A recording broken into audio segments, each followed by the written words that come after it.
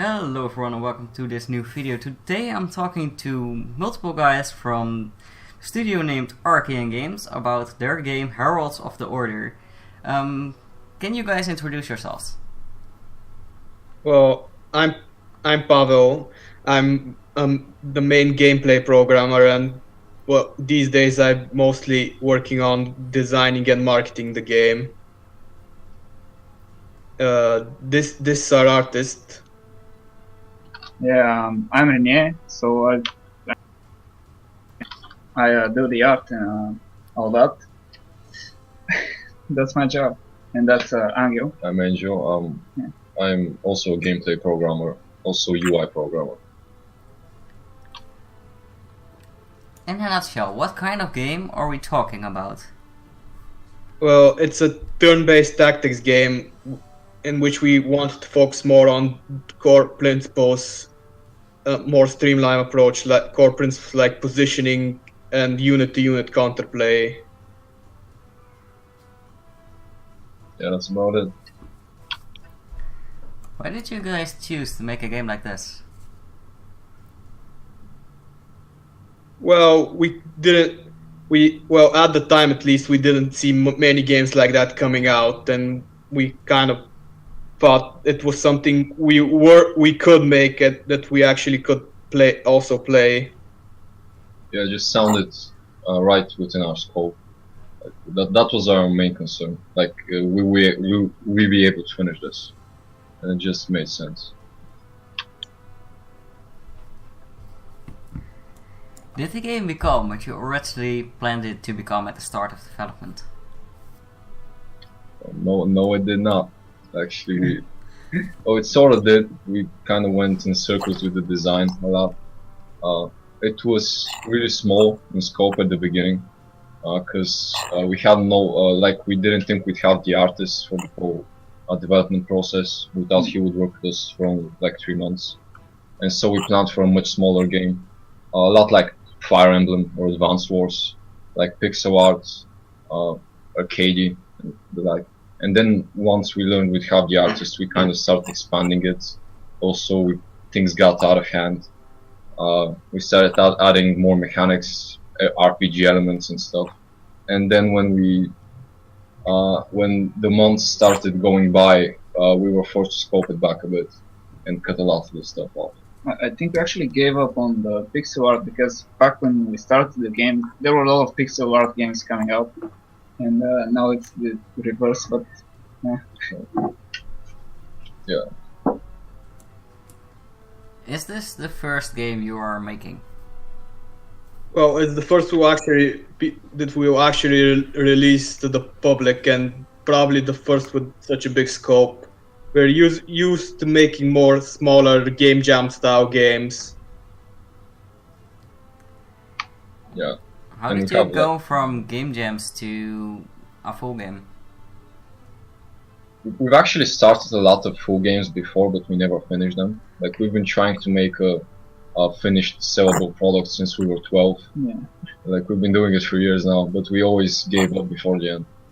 this time we said to ourselves, no, we're gonna finish this no matter what. Yeah, we decided it was our last chance to try in being indie devs before we had to find real jobs to support ourselves.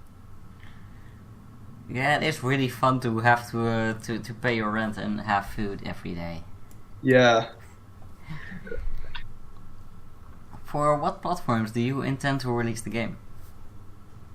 Well, PC definitely. We'll probably get a Mac and Linux version too. We're hoping to do some of the consoles, but I'm not sure we'll have the resources for it. But we'll try. We're thinking the Nintendo Switch might be a good partner. Since we could add like an extra hot seat mode that could work with the 2 controllers and stuff like that. Also, there aren't that many indie games there yet for now.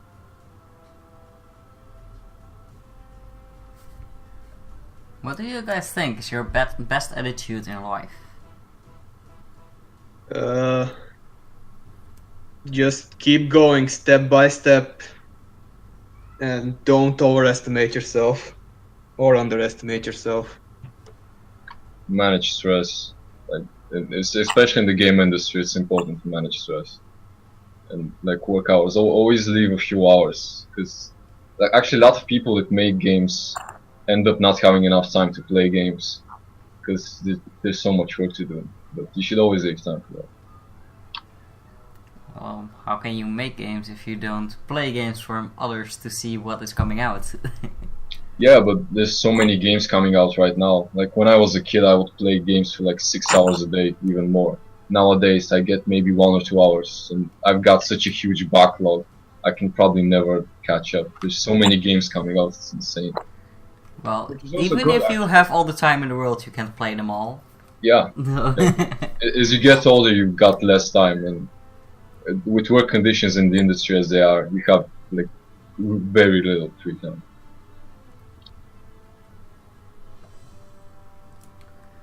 How long have you been working on this project? About a year now. We've been working on and off because we have university to think about too, but we can say about a year. What is your day-to-day process for making this game? Well, we haven't really been working that much since there was a lot of work, so it's kind of like you get a few hours every other day and just push through it, and sometimes you do a lot of hours in one day, like 10 hours when you get a free day or more. So it's hard to pinpoint it. This isn't like our main job, since we've got university and stuff, and you pretty much work when you've got time left. You know, we manage the tasks that need doing and communicate with each other, and everybody works when he has time left and when he's around. You are still in university. Are you like learning things about gaming, or are you in there for completely different things? Well, we're studying programming, computer science right now with me and the other programmer. We're in the same university, but it's not game related, so like it's all.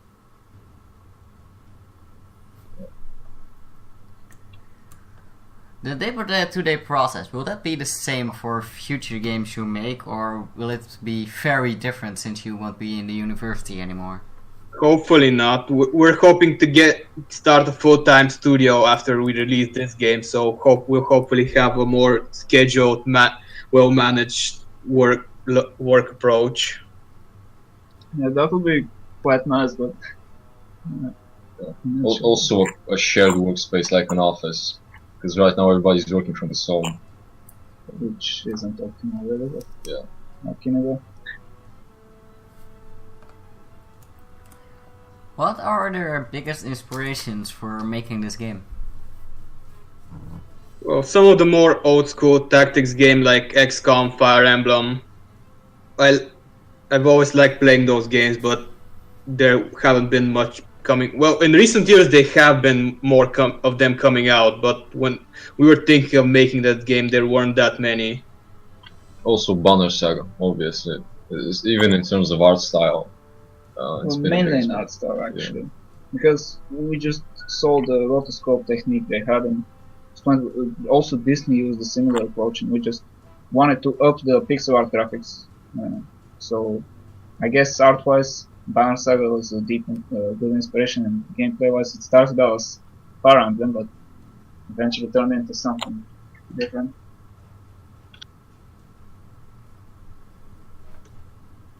What makes this game different from others? Oh, I think it's the more streamlined approach, the focus on core mechanics rather than other bells and whistles. We don't have that many side stuff. We mainly have the missions in the combat, and it mainly focusing on abilities with crazy patterns, more unit-to-unit interactions. Also the hand-drawn art style.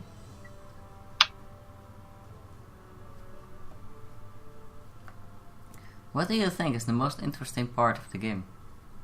Well, maybe the patterns, because each ability has a different pattern it could hit, and you have to get used to some of them because they can get harder. The ones that have patterns that are harder to hit do more than those that are just point and click.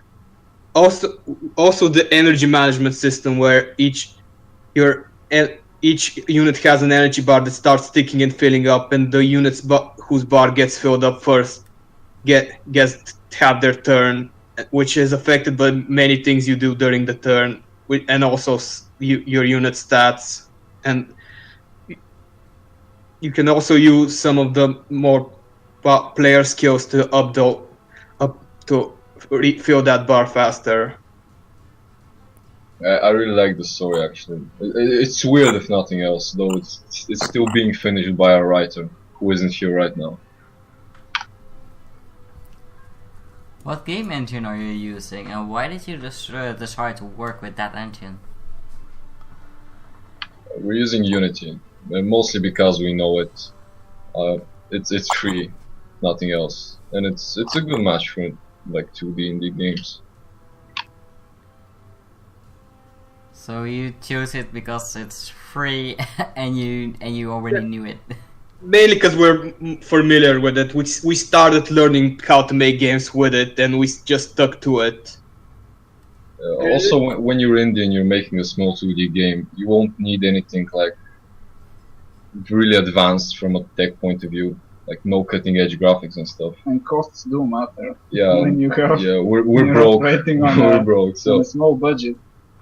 So yeah, pretty much any engine game could be made in an engine. You could use Game Maker. You could make it with some simple graphics library like Mono Game. We just went with Unity because we knew it and it was free. Well, free is always good. What setbacks did you encounter during the project, and do you feel like you learned anything from them? Well, as we mentioned earlier, we really screwed up on the game development side. We would usually just leave the design unfinished and leave it for the next meeting and the next meeting, and so the months went by, and we really should. What we learned from that is we should finalize design as soon as possible, so we know what we're working on and how long we'll have to work on it. There was a lot of other stuff we learned as well. Right? This kind of ties into the next question. For instance, having a design document, we did have one, but we didn't update it, and a lot of us didn't keep track of it, so it was just there. A lot of times we had to rediscuss stuff we'd already discussed because we didn't update the design document. Also, prototyping, especially when you're making a game like ours, which is turn-based, it could be easily prototyped with just pen and paper and dice. Like, we should have done a lot more testing before we got into actual programming, since there was a lot of wasted effort there. We really didn't have a clear vision of how the game was supposed to play. So mainly making a schedule and sticking to it. Yeah. Better management overall. That's fair. If you could go back in time, would you do that different? Well, as we said, we would probably manage better, hopefully. If Well, you can, actually, you can finish. Yeah, the reason most games take as much as they do is because there's a lot of wasted effort. In terms of like programming stuff, if you don't know how something's going to be architectured, how you're going to pull a certain gameplay element off and stuff. So if we could go back in time, we'd probably be able to cut off a few months of development just by having the experience we have now and like the knowledge we have now.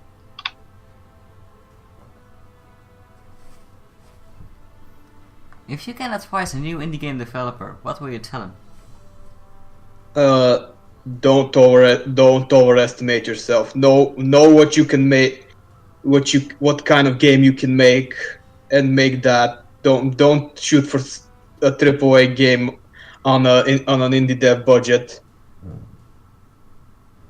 Which is always the usual advice, but it's really hard to put into practice, so we can't stress this enough. Right? Yeah. Just And estimate, you know? and don't be afraid of the things you don't know how to do. You'll learn along the way. Actually, I'm going to advise against that. Don't try stuff you're not sure about, because then you might underestimate.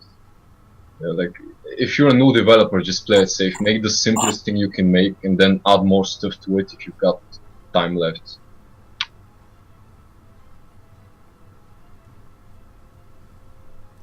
What do you feel is success for an indie game developer? Well, just supporting themselves so they can make indie games full time is a pretty good benchmark. Because a lot of indie game developers just do it on the side. I think it depends on what you wanted to achieve. You know, just the success is what they aim for. Sometimes it's about developing the best game. Sometimes it's about developing a decent game and, you know, getting some revenue out of it. People want different stuff. Our goal really was to learn from this game and just make a really good game, which, you know, we're working on it. But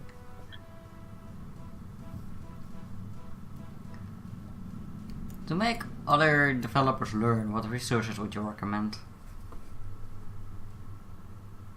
It kind of depends on like what they're specializing in. If we're talking programmers, like there's a lot of books out there, Stack Overflow, obviously, subreddits.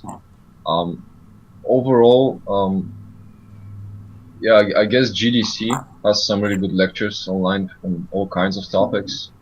Also, the GameDev Stack Overflow has a really large community, and depending on what you're using to make your game, there's probably going to be a community there too. Like whether it's Unity or Unreal, there's lots of other people that probably face the problems you're facing now, and might be willing to share like advice and tech and stuff. What do you think about the current marketing strategies in the indie game industry? Well, I think most indie devs really underestimate the importance of actually showing your game to people, and a lot of them just do it as a back thought, just something to get over with, and just make a page, just post once a month, and that really doesn't work out that well. Yeah, a lot of new developers are like they're in it for the game making stuff, and they think marketing is boring, and so they avoid it until the very end.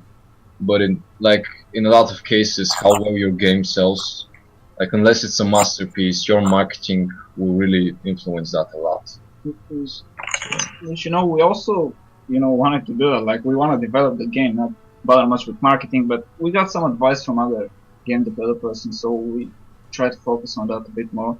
So yeah, it might be boring if you really want to develop a game, but you have to do it. Like marketing is important. There's a reason AAA studios like spend half their budget on marketing. It's really important. Where do you see the indie game market going in a few years? Well, it's the main problem I see is there's a lot of like this isn't a problem. There's a lot of games coming out. That's great. The main problem is a lack of quality control on a lot of platforms, Steam in particular.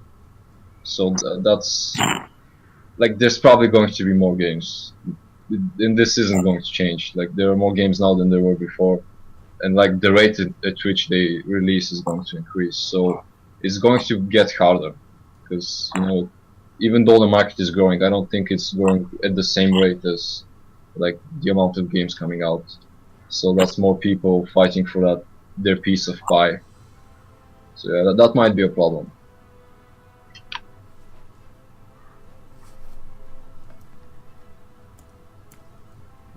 Which indie game developers, if any, offered you support or knowledge while creating this game? Prime Games, like they're another studio from the same country as us, so we knew them. They mainly gave us paperwork advice, but also management advice towards the end and marketing advice. Their game Dust and Salt released recently on Steam, so yeah, shout out to them.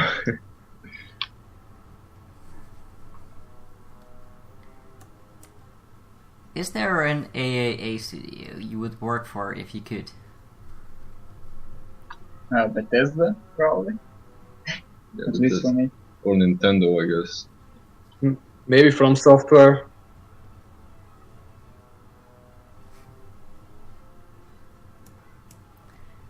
Which game, indie or AAA, do you wish you have worked on?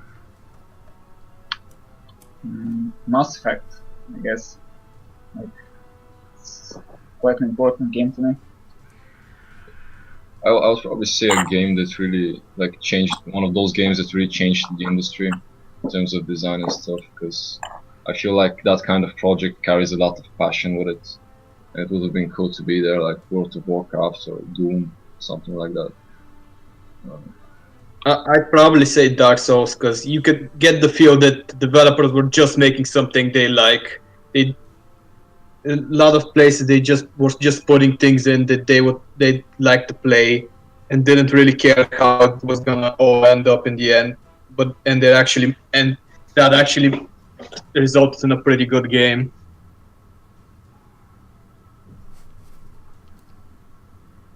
Have you ever worked for other gaming companies? No. We're a bit too young for that. I have no idea how old you are. We're 21. Yeah. We just recently got in the industry. We're hoping to work for, well, if our own company doesn't sell for life, we're hoping to work for other companies in the future. I feel very old right now. How old are you? I'm 27. We feel old too. It's just part of life. I guess everyone feels old. Yeah, I guess it's some early life crisis or something. Quarter life crisis. Yeah, when you hit that 20-year mark, you just feel like you're older than your parents. Where did you guys grow up? Oh. Plovdiv, it's a small town in Bulgaria, which is a small country in Europe, in Eastern Europe. Yeah. What were your childhood interests? Mainly watching cartoons on TV and playing some old arcade games. Dungeons and Dragons and old fantasy novels. Similar, but are in video games and music and the cover interest, I suppose, and Lego.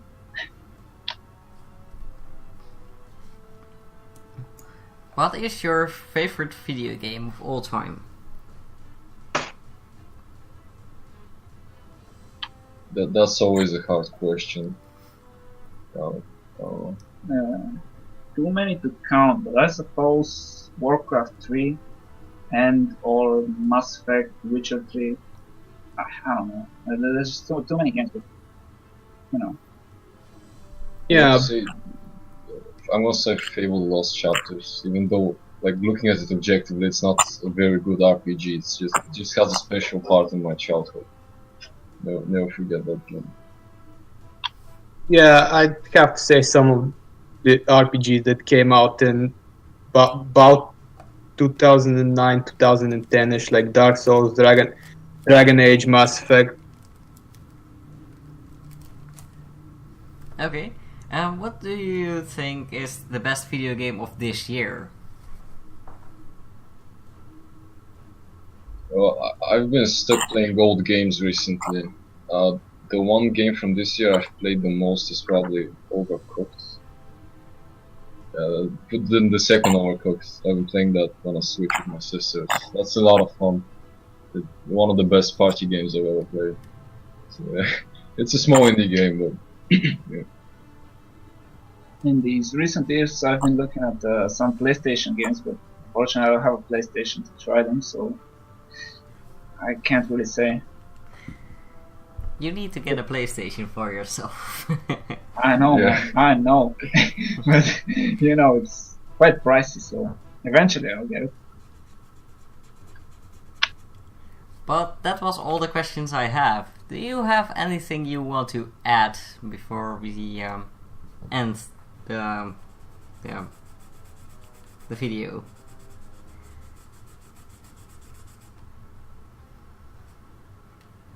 Nothing I can think of. You guys? Not sure. Yeah. I guess in that case we are finished. Thank you guys for all of that time to do all of this. No, thank you for having us.